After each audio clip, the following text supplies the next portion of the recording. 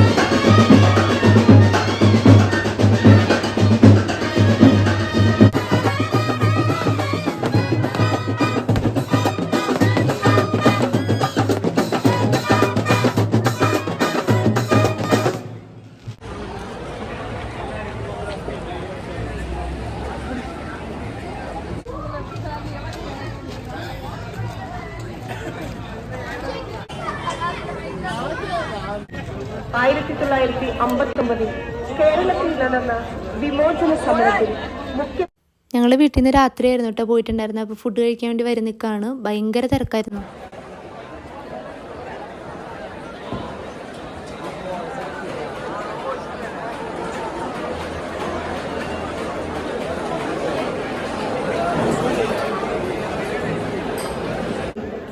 വയ്യാണ്ടാവും തോന്നുന്നുണ്ട്. കുറേ നേരമായി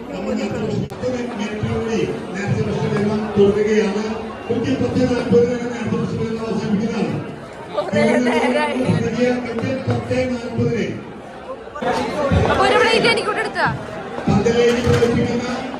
കിഴക്കും പടിഞ്ഞാറുമുള്ള 2 വഴികളും കൃത്യം 10:40 തന്നെ ക്ലോസ് ചെയ്യുക.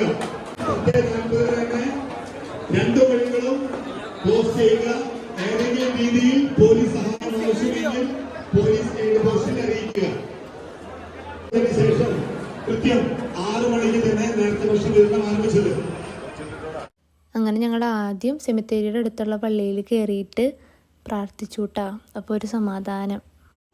അങ്ങനെ നമ്മളിതേ പള്ളിയുടെ അകത്തേക്ക് കിടന്നു കൂട്ടാ. നോക്കി എത്ര ഭംഗിയല്ലേ കാണാൻ അൾത്താര.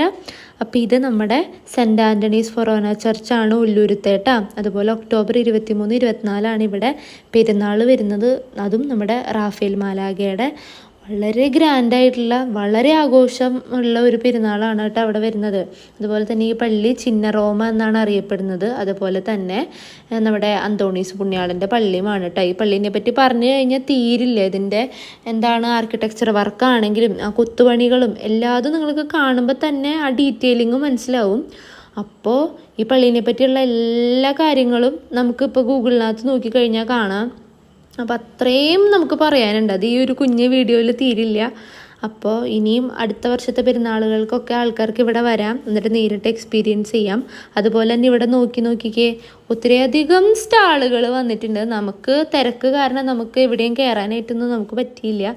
നമ്മളൊരു വീട്ടിലായിരുന്നു വണ്ടി ഇട്ടിട്ടുണ്ടായിരുന്നത്. കാരണം അവിടേക്ക് നമുക്ക് റോട്ടിലേക്കൊന്നും നമുക്ക് അടുക്കാൻ പറ്റില്ല. അപ്പോൾ നമ്മൾ തന്നെ ഒരു സ്ഥലത്ത് വണ്ടി ഇട്ടിട്ട് കുറേ നടന്നിട്ടാണ് നമ്മൾ പള്ളിയിലേക്ക് എത്തിയത് കേട്ടോ. അപ്പോൾ നമുക്ക് വേഗം തിരിച്ചു പോകേണ്ട ഒരു സിറ്റുവേഷൻ ഉണ്ടായിരുന്നു. അപ്പോൾ ഇതൊക്കെ ആയിരുന്നു അവിടുത്തെ സ്റ്റാൾസിൻ്റെ ഒക്കെ ഒരു ഭാഗം. അതിന് ശേഷം നമ്മൾ അവസാനമായിട്ട് വഞ്ചിയിലൊന്ന് കയറിയിട്ട് പോവാന്ന് പറഞ്ഞിട്ടാണ് നമ്മൾ ഇവിടേക്ക് എത്തിയത്. അപ്പം മഴ ചെറുതായിട്ട് തൂളുന്നുണ്ടായിരുന്നു.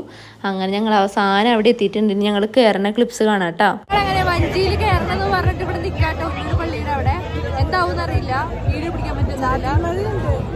മഴയുണ്ട് ഗൈസ്, മഴ. അപ്പൻ അവിടെ എൻ്റെ ഷോറൂമിൽ പിടിച്ച് അവിടെ നിൽക്കൊണ്ട് പപ്പ കയറില്ല, പപ്പ പേടിയാ. ഇയർ ബാലൻസ് ഉണ്ട്, ഇയർ ബാലൻസ്